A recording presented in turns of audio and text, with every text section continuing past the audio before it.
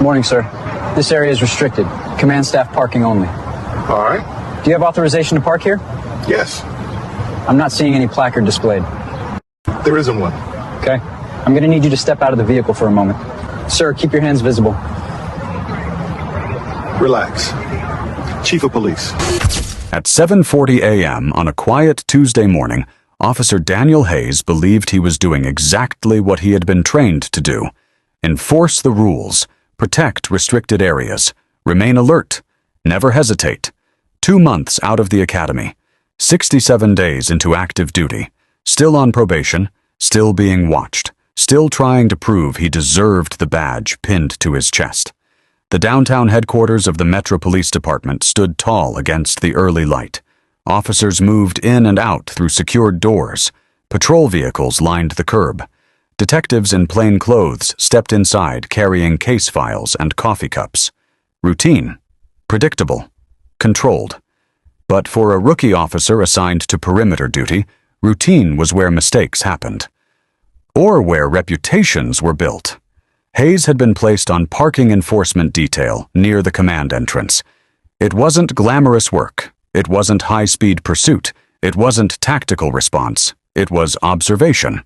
And observation, in theory, is where discipline begins. The section he was assigned to monitor was clearly marked: command staff only. The spaces were reserved for ranking officials, deputy chiefs, bureau commanders, executive personnel. Most vehicles parked there were unmarked. Government plates, no decals, no light bars. To an experienced officer, that was normal. To a probationary officer trying to make an impression, it required caution. At approximately 7:42 a.m., Hayes noticed a black sedan positioned in one of the marked command spaces. The vehicle was clean, well-maintained, dark tinted windows, government plate. But there was no placard visible on the dashboard. Hayes paused. He glanced around the lot. Other command vehicles had placards. This one didn't. He felt the subtle shift inside him. That internal voice that says, "Here's something." It wasn't suspicion. Not yet. It was opportunity. He could ignore it. Or he could act.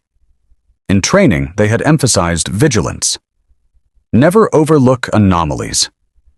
Never assume something is correct simply because it appears official. But they had also emphasized verification.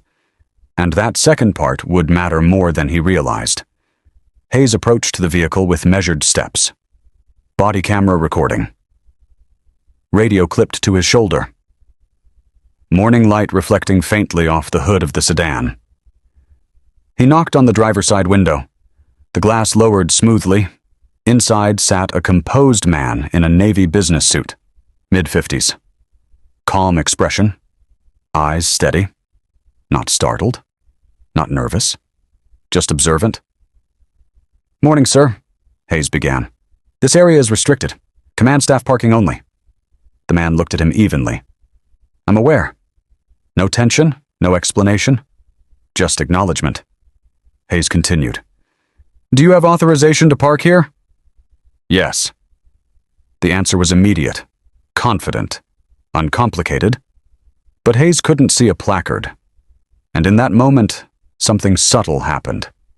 Instead of verifying, he began building a conclusion. He leaned slightly, scanning the dashboard. "I'm not seeing a placard displayed." "There isn't one," the man replied.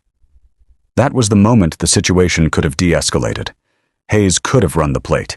He could have called dispatch. He could have asked a supervisor walking nearby. Instead, he felt something else. Control, authority. He had found something out of compliance, and compliance was his responsibility. "Sir, I'm going to need you to step out of the vehicle." There was a pause. The man studied him. For what reason? It wasn't confrontational. It wasn't aggressive. It was procedural. Hayes repeated that the space was restricted and unmarked vehicles required visible identification. The man slowly opened the door and stepped out. Now they stood face to face. The height difference was noticeable. Hayes held firm posture. The man remained composed.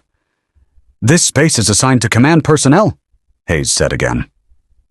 I'm aware, the man repeated, and then he reached into his jacket. Hayes stiffened slightly. Sir, keep your hands visible. The man complied instantly, then slowly removed a leather credential wallet. He opened it. The badge inside gleamed under morning light. 4 stars. Identification clear. Chief of Police. Raymond Carter. The highest-ranking officer in the department. Hayes blinked. Chief? Yes. No anger. No sarcasm. Just fact. The shift in energy was immediate. Hayes's shoulders lowered by half an inch. His voice softened without him intending it. I didn't realize, sir. Chief Carter closed the wallet slowly. You didn't check. 3 words. Calm, measured, precise, and devastating. Because they were true. By 8:15 a.m., word had spread internally. Not because the chief announced it, but because parking lot interactions at headquarters rarely go unnoticed. And this one had an audience. 2 detectives entering through the side door had seen the badge reveal. A patrol sergeant had overheard the final exchange. The tow request Hayes initiated, before cancellation, had appeared briefly in dispatch logs. The rookie hadn't just questioned someone, he had escalated, without verification. At 9:15 a.m., Hayes was called into an administrative office. The meeting was not loud. It was not theatrical. It was procedural. His field supervisor sat across from him. Did you run the plate? No. Did you contact dispatch? No. Did you consult any command roster before initiating enforcement? No. What was your reasoning? Hayes explained that there was no placard visible and the vehicle appeared non-compliant. Was it illegally parked? The supervisor asked. It was in command-only space. And you verified it was unauthorized? Silence. That was the problem. Hayes hadn't confirmed. He had assumed. In law enforcement, assumption is a liability because authority is structured, not improvised.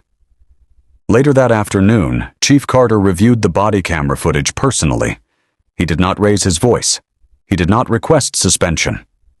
He watched. Twice. The footage showed confidence. Professional tone? No overt disrespect. But it also showed escalation before confirmation. That detail mattered more than tone. By Wednesday morning, Internal Affairs opened a procedural review. Probationary officers operate under different standards. They are evaluated constantly. Their margin for error is thinner. Their job security is limited. Hayes's academy file was retrieved. Performance notes were examined. One instructor comment stood out. Displays initiative. Needs improvement in situational patience. Not a warning. But now it looked like a pattern. By Thursday afternoon, the footage leaked. Not officially, but inevitably. A 47-second clip surfaced online. It showed the badge reveal. It showed the shift in posture. It showed the quiet correction. You didn't check. Within hours, the clip accumulated hundreds of thousands of views. By nightfall, millions. Public reaction split into camps. One side argued, he was doing his job. He enforced the rules equally. Isn't that what we want? Another side responded, doing your job includes verifying first. He skipped steps. That's not vigilance, that's impatience.